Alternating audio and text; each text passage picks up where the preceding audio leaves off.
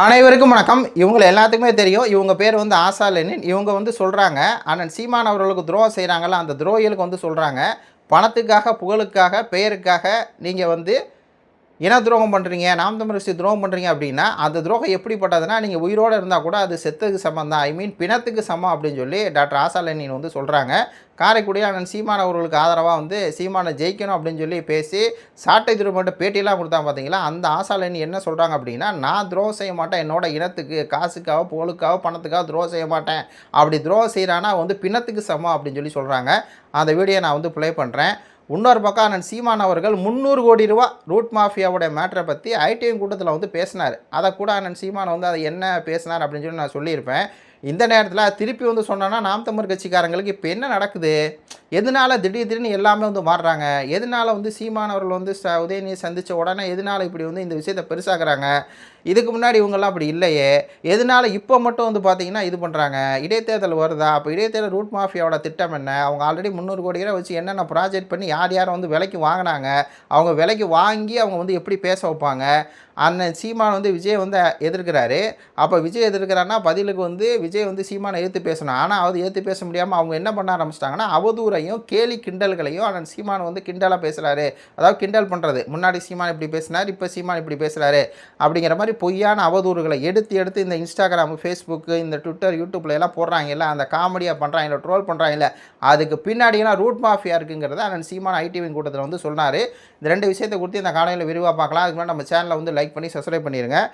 அவங்க பேசுகிற வீடியோவை கேளுங்க. தோல்வி போராளிகளுக்கு கிடையவே கிடையாது, மரணமே போராளிகளுக்கு கிடையாது. தோல்வி எப்படி இருக்கும்?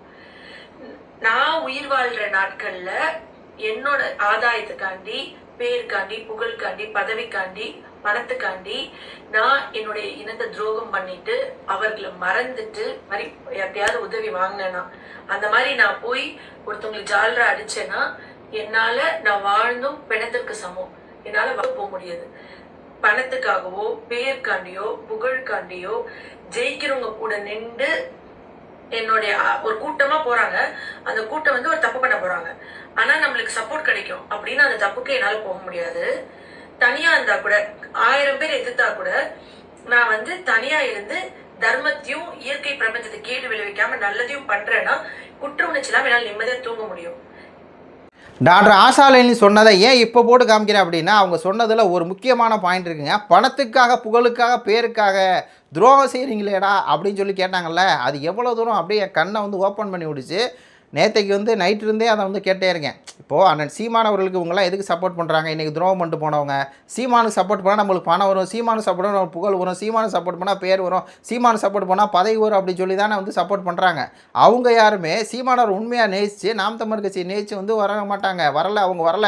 அவங்க அப்படி வந்திருந்தாங்கன்னா தெரிஞ்சிருக்கும் சீமானவர்கள் அப்படி கிடையாதுன்னு தெரிஞ்சிருக்கும். நம்மள மாதிரி சீமானவர்கள் வந்து விலை போக மாட்டார்.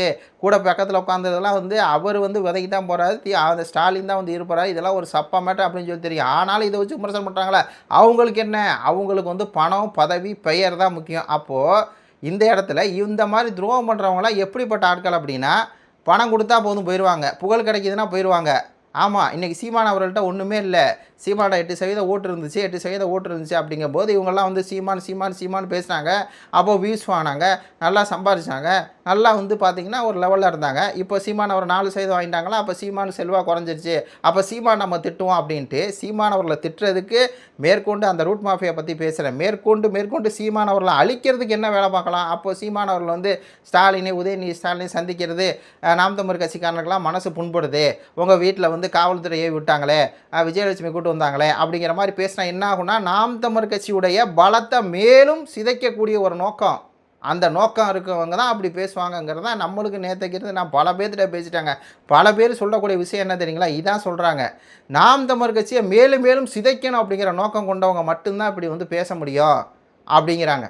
அப்போ அந்த சிதைக்கக்கூடிய வேலைக்கு அவங்களுக்கு வந்து என்னென்னா ஆதாயம் இல்லை சீமானால். இதுக்கு மேலே சீமானால் ஒன்றும் பதவி இல்லை, பணம் இல்லை, பெருமை இல்லை. அவங்களுக்கு இன்னும் அதை விட அதிகமாக சீமானால் கிடைச்சதை விட அதிகமாக கிடைக்கணும் அப்படின்னா அவங்க என்ன பண்ணுவாங்களோ அதான் பண்ணுவாங்க. அதுதான் டாக்டர் ஆஷா அவர்கள் சொன்னதுலேருந்து நைட்டு நான் பார்க்கும்போது நிறையா பேர்த்துக்கு வந்து பார்த்திங்கன்னா ஒரு 10 பேர்த்துக்காக இந்த வீடியோ அனுப்பிச்சிருக்கேன். ஆஷா அவர்கள் ஏன் இந்த வார்த்தையை வந்து பயன்படுத்துகிறாங்க? ஏன் பணத்துக்காக, பதவிக்காக, இதுக்காக ஏன் துரோகம் பண்ண? அப்போ அதுக்காக தான் துரோகம் நடக்குமா அப்படின்னு கேட்டால், ஆமாம் அதுக்காக தான் துரோகம் நடக்கும். துரோகம்னு ஒன்று நடந்துச்சுனாலே யார் நம்மளை வந்து வளர்த்துடுறானோ அவனுக்கு நம்ம துரோகம் செய்கிறனாலே இதுக்கு தான், அந்த 4 விஷயத்துக்கு தான். அப்போ ஆஷா அவர்கள் சொன்ன மாதிரி இப்போ நடக்கக்கூடிய துரோகமெல்லாம் இருக்குல்ல, இந்த துரோகத்தோட ஒட்டுமொத்த வெளிப்பாடு சீமான் நல்லவர் தான்.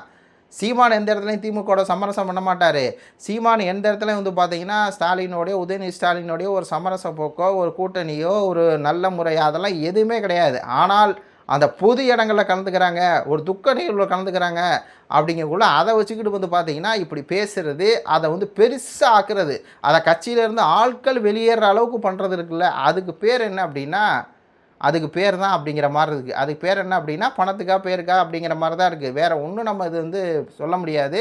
எல்லாமே வந்து பார்த்திங்கன்னா அதை சுற்றி தான் வந்து நடந்துகிட்ருக்கு அப்படிங்கிறதா இப்போ வந்து விஷயம். இதில் 2வது நான் சீமான் ஐடிவி கூட்டத்தில் என்ன பேசினார் அப்படிங்கிறத நான் ஆல்ரெடி சொல்லியிருப்பேன். இருந்தாலும் சொல்கிறேன்.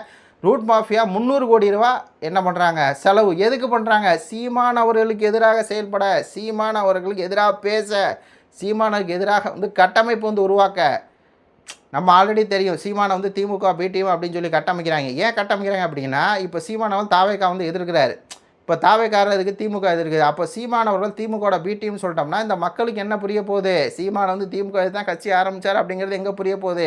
பாருங்கள், சீமான் ஸ்டாலினை சந்திச்சிட்டாரு.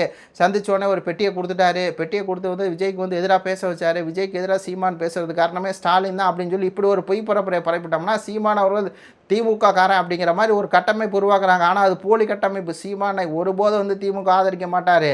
அதான் வந்து உண்மை. அப்போது விஜய் கேள்வி கேட்குறனால இப்படி ஒரு அவதூறு வந்து பரப்புகிறாங்க. பரப்பி அதில் வெற்றி கண்டாங்க. அப்படி அவதூறு பரப்ப யார் வந்து டிசைனாக போய் சொல்லுவா, யார் டிசைனாக உருட்டுவா அப்படின்னா பாரிசாலன் தான் உருட்டுவாப்பில். உடனே பாரிசாலனை வந்து அவன் கையில் எடுக்கிறாங்க. ஆனால் சீமான் அவர்களே சொன்னதுங்க, பாரிசாலனை கையில் எடுத்து சீமான் வந்து ஒரு படத்தை நடிக்கிறார் அப்படின்னா அந்த படத்தில் சீமான் அவர்களை வந்து கோமாளியாக காமிக்கிறாங்க அப்படிங்கிற மாதிரி அந்த படத்தில் வந்து சீமானை தப்பாக காமிச்சாங்க. தமிழ் தேசியவா இந்த படத்தில் வந்து எப்படி நடிக்கலாம், சீமான் வந்து ஐயோ அப்படின்னு சொல்லி இது பண்ணுறது. இட்லி கடை படம் வந்து இன்பன் உதயநிதி படம் அந்த படத்தில் எப்படி. ஆனால் இதே தமிழ் தேசியவாதி வா கௌதமன் வந்து ஸ்டாலின் அவர்களை கூட்டுருப்பாரு கல்யாணத்துக்கு, அது தப்பு இல்லை. அந்த கல்யாணத்துக்கு பாரிசாலன்னு போயிருப்பாப்புல, அது தப்பு இல்லை. ஆனால் சீமான் அவர்களை இது பண்ணால் அதை மட்டும் டார்கெட் பண்ணி அடிக்கிறது. இதெல்லாம் எப்படி நடக்குது? இதோட பின்னணியில் என்ன இருக்குன்னா ரூட் மாஃபியா, 300 கோடி மாஃபியா இருக்குது. அந்த 300 கோடி மாஃபியா தான் தொடர்ந்து வந்து பார்த்திங்கன்னா சீமான் அவர்களுக்கு எதிராக அவ்வளோ அவதூறு வந்து கட்டமைக்குது.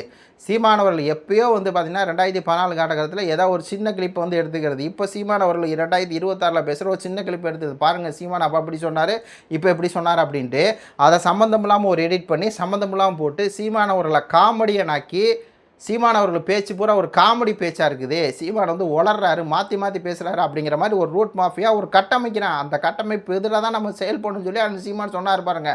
அது எவ்வளோ தூரம் உண்மை அப்படிங்கிறது இப்போ தெரியுதா? இந்த ரூட் மாஃபியா எத்தனை பேர்த்த வேணால் விலைக்கு வாங்குங்க.